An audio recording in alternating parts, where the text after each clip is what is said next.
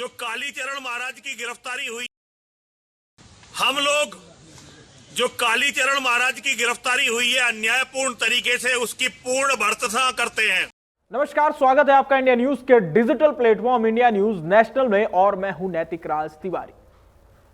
Social media हो या फिर हो राजनीति गलियारों की सुगबुगाहट, इन दिनों सबसे ज्यादा नाम कालीचरण, जो धर्मगुरु हैं कालीचरण, उनका नाम ट्रेंड कर रहा है।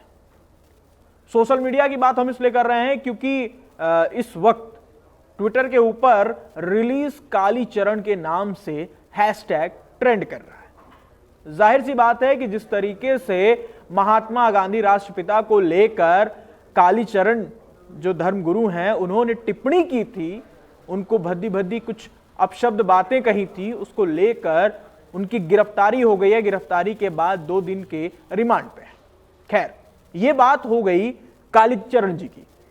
अब बात करते हैं दूसरे ऐसे इंसान की जिन्होंने महात्मा गांधी को लेकर एक विवादित बयान दिया है और कालीचरण का समर्थन किया है। महंत नरसिंहानंद, जी हां, महंत नरसिंहानंद ने भी गांधी पर टिप्पणी की है।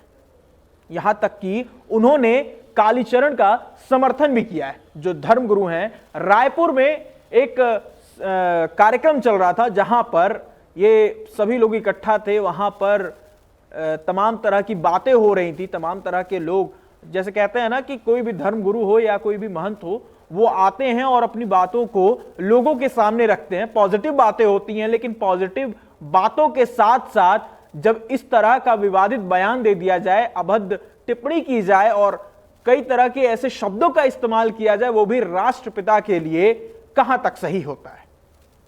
पहले सुनते हैं किस तरीके से कालीचरण ने अपनी मर्यादाओं का उल्लंघन करते हुए गांधी जी को अपशब्द कहे। और जगत जननी मां जगदम्बा के चरणों में नमन करते हुए गुरु कासनी घाट हरिद्वार से मैं नरसिंहानंद गिरी, मेरे साथ है स्वामी अमृतानंद जी।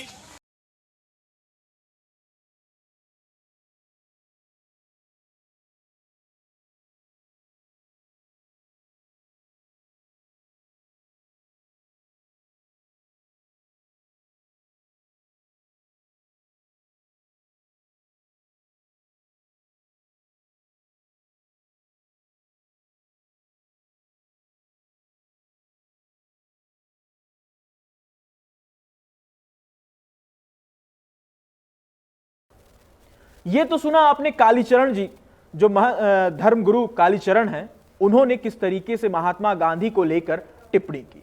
अब सुनते हैं नरसिंहानंद की वो जुबानी, वो वाक्य जो उन्होंने दोहराया है महात्मा गांधी को लेकर, जो टिप्पणी की है उसको लेकर वो क्या कहते हैं।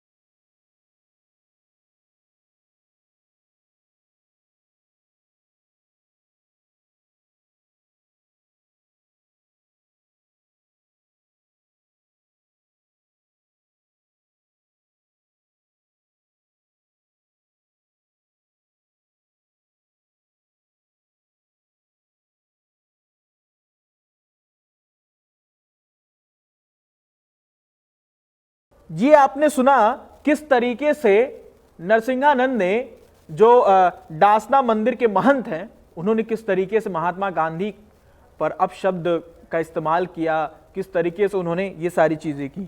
एक तरह से कहें तो वो पूरे तरीके से समर्थन में है कि वो जो गिरफ्तारी हुई है धर्मगुरु कालीचरण की, उसको लेकर साफ तौर पर वो एक तरफ खड़े हो गए हैं कि उनकी गिरफ्तारी गलत है, उन्होंने जो कहा है वो सही कहा है। ये चीजें हैं जो आपके सामने हमने रखी हैं। इन दोनों वीडियो में आपने देखा किस तरीके से ये दोनों जो डासा के महंत हैं और किस तरीके से कालीचरण धर्मगुरु हैं, किस तरीके से इन दोनों लोगों ने हमारे राष्ट्रपिता को अपशब्द इस्तेमाल किया है। कुछ ऐसी बातें हैं जो हम आपको नहीं सुना सकते थे, लेकिन जिस तरीके से इन लोगों ने उन शब्दों का इस्तेमाल किया है उसको लेकर राजनीति भी गर्मा गई है। कालीचरण की गिरफ्तारी होती है रायपुर में, गिरफ्तारी होती है, लेकिन जब मध्य प्रदेश में सरकार हो भारतीय जनता पार्टी की और रायपुर में सरकार, छत्तीसगढ़ में सरकार बनी हो कांग्रेस की, तो जाहिर सी बात है कि दोनों ही राज्यों के बीच में प्रोटोकॉल को लेकर तमाम प्रश्न खड़े हो जाते हैं कि उनके राज्य का आदमी है तो उनके दूसरे के राज्य में जाता है तो उनको पहले प्रोटोकॉल फॉलो करना चाहिए, बाद में जो हरकतें हुई हैं उस पर ध्यान देनी चाहिए या उस पर अमल लाना चाहिए। तो ये वो चीजें हैं जो पॉलिटिकल एंगल से भी सामने साफ तौर पर दिख रहा है कि जब बयान आता है मध्य प्रदेश के गृह मंत्री नरोत्तम मिश्रा जी का, वो कहते हैं कि प्रोटोकॉल का फॉलो करना चाहिए था, डीजीपी से बात करना चाहिए था, और इस पर जब तंज कसा जाता है छत्तीसगढ़ के नेताओं द्वारा, वो साफ तौर पर कहते हैं कि ये राजनीति हो रही है। कहां तक इस तरीके से महात्मा गांधी के लिए टिप्पणी की जाए और उनके खिलाफ एफआईआर भी ना हो। एफआईआर होती है, एफआईआर होने के बाद उनको गिरफ्तार किया जाता है।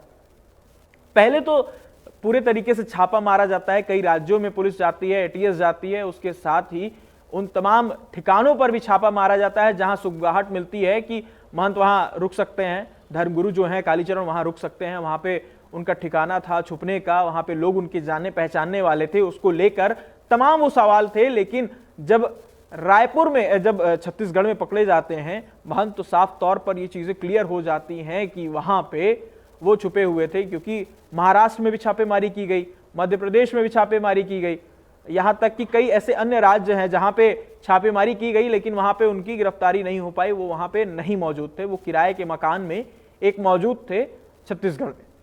तो ये थी उन बातों को जो अभी इस टाइम लोगों के मन में है कि भाई किस तरीके से ये, इनको कौन से शिक्षा मिलते हैं, कौन से ऐसे साधु संत है जो इस तरीके से अमर्यादित टिप्पणी करते हैं, किस तरीके से कुछ शब्दों का ऐसा चयन करते हैं जो समाज के लिए, समाज के साथ साथ राष्ट्रपिता के लिए भी अशोभनीय कहा जाता है। तो ये थी अभी तक की अपडेट्स। तमाम अपडेट्स के लिए बने रहिए इंडिया न्यूज नेशनल के साथ। धन्यवाद। अगर आपको हमारा ये वीडियो पसंद आया हो तो वीडियो को लाइक करें और चैनल को सब्सक्राइब करें, और हाँ, बेल आइकन को दबाना ना भूलें ताकि आप तक वीडियो का नोटिफिकेशन पहुंचता रहे। देश और दुनिया की तमाम खबरों के लिए देखते रहिए इंडिया न्यूज नेशनल।